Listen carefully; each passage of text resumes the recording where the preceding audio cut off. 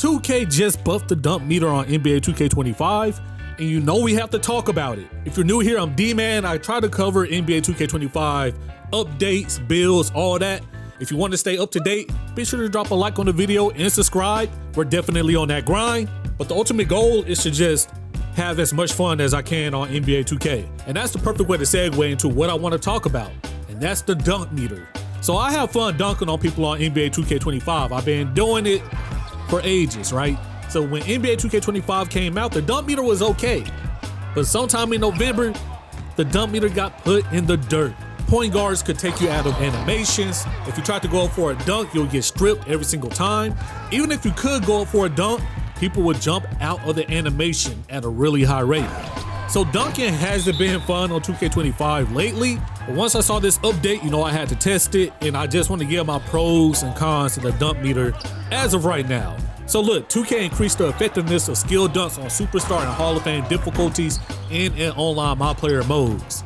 We needed this so badly, bro, because in the park and rec, the dunk meter was always okay, but when you go to these competitive modes, the difficulty increases and the dunk meter becomes useless. I'm talking about ranked pro-am, proving grounds, and stage. If you have a dunk and build, you're pretty much hindering yourself, to be honest. So I'm glad that the dunk meter is more of an option online now. And I'm not saying that I want to make every single dunk. I'm never saying that.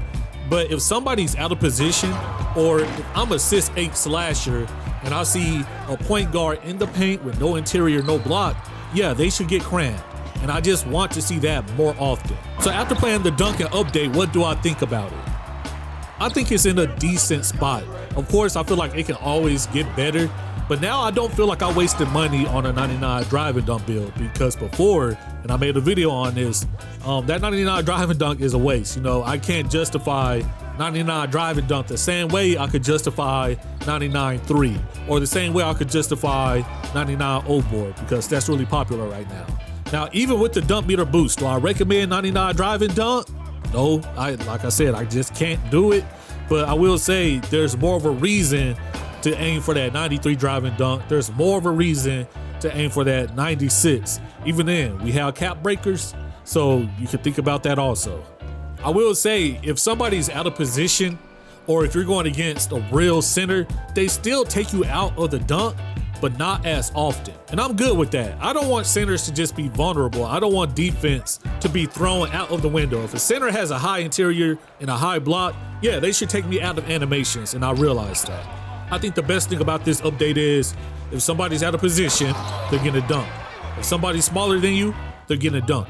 And so that's why I would say the dunk meter is at a decent spot right now. So now I want to talk about just how to catch contact dunks and the best dunk packages after the update. If you don't know how to force a contact dunk, when you're driving to the lane while holding the sprint button, whether that's R2 on PlayStation or RT on Xbox, you want to move the right stick up and then down. That will trigger your dunk meter, and once the dunk meter gets to the top, you want to release it, and that's how you can really just cram people. I've been doing it a lot lately, and it does feel good. Now, I want to say you want to account for latency and lag on NBA 2K25. Y'all know how it is when you play online, man. So once again, I wouldn't say release it right at the top, because you're going to get a very late if you do that. You want to release it right before it gets to the arrow, and if you do that, it should be green, but it also depends on what badge you have, you know. I rock with the Legend Posterizer. Hall of Fame Posterizer is good. Gold Posterizer is decent too. So just release it right before the top, and you'll be able to start dunking people left and right. Not only that, but I want to go over my dunk animations, because a lot of people ask. To be real with you, I just keep it really simple. When it comes to the 2-foot moving dunks, I'm trying something out right now, and it's been pretty effective. All right, so you see I have both of the contact dunk packages, right? I have Pro and Elite, but for 2-foot moving dunks, I only use Elite contact dunks. Why? Because those are the biggest dunk animations. Like, I'm trying to put people on the ground, bro. I want people to question their mod player and if they need to delete them. And the 2-foot moving dunks, Elite contact dunks, they help me do that. Now, once again, I have 99 driving dunk. If you want this dunk package, you need 96 driving dunk and 82 vertical. So yeah, you have to be slasher game. When it comes to the 1-foot moving dunks, once again, I just have the Elite contact dunks, because those are the best ones. Once again, like, you really need to be slasher game to equip this one. 99 driving dunk, 90 vertical. I just wanted to try it out. And before the update, I was looking kind of crazy. Like, it wasn't worth it at all. But after the update, we've been catching bodies, so I like it a little bit. Now, when it comes to the regular dunks, we had a quick drops off 1, which I think you need to be a starter for to hit. But if you're Rise and you just keep stacking a rep boost like I'm doing, you'll hit starter 4 in no time. We also have the baseline reverse off 1. I like this because I play corner, so if I have to cut back door, most of the time I'll reverse it because it makes the dunk harder to block. The next dunks, I mean, they're okay. You know what I mean? Athletic one-handers off 1. Really good if you have a 75 driving dunk. That's a freebie, and I recommend it. We also have the double clutch for the side clutches.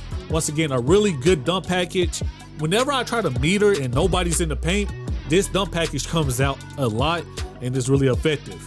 We also have the straight arm tomahawks. And once again, I like the straight arm tomahawks because you're not putting the ball behind you.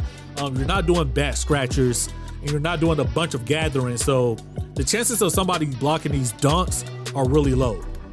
When it comes to the standard dunks, I just use regular, but I don't standard dunk a lot though. So I'm pretty sure a lot of these will work. When it comes to my signature dunks, once again, I'm just trying most of these out to see how they work. And I will say Jalen Johnson is a really good dunk package. I mean, you just float through the lane. It doesn't matter if people are there or not. Fast break, half court set, you're gonna dunk. Next up, we have DeMar DeRozan. I really like this for the reverse dunks that he has, but they're really good on the fast break too. He goes up nice and quick and people don't really chase him down. He does have a couple dunks in there where he cocks it back, but they don't come out as often, so it's all good. Next up, we have Michael Jordan. This is one where you have to have starter 4 in order to unlock this, but the cradles are OP, free throw line dunks, OP. Michael Jordan has always had a really good dunk package. Next up, we have the Vince Carter dunk package, which I just wanted to try it out because it was brand new, but I don't really like it. I'm not going to lie. Most of his dunks are really slow. Like, it's like an old man Vince Carter. The gathers are super slow. So they look cool for sure. And I'll keep using them because they look cool. But man, if this dunk comes out in a half court set, you'll probably get blocked. Not going to lie. So that's how you catch bodies. These are the best dunks after the patch, man. So overall, the patch update is better. Could we still use some improvements? For sure, but I'd rather it be like this than it was 3 weeks ago. You know what I mean? I'll take it like this. If it doesn't get touched anymore, I think we're in a decent spot. Once again, it's not even about being able to complete every single dunk, just the ones where people are out of position or if somebody is smaller than me in the paint. That's it. Those are the people I want to dunk on. I don't mind getting taken out of animations if it's a real center with a real high block rating and interior. We just have to find a way to justify having a high dunk rating. And I think the patch is helping with that. So in the comments below, let me know your thoughts on the dunk meter, if it's better for you, if it's worse. You all be easy. Peace.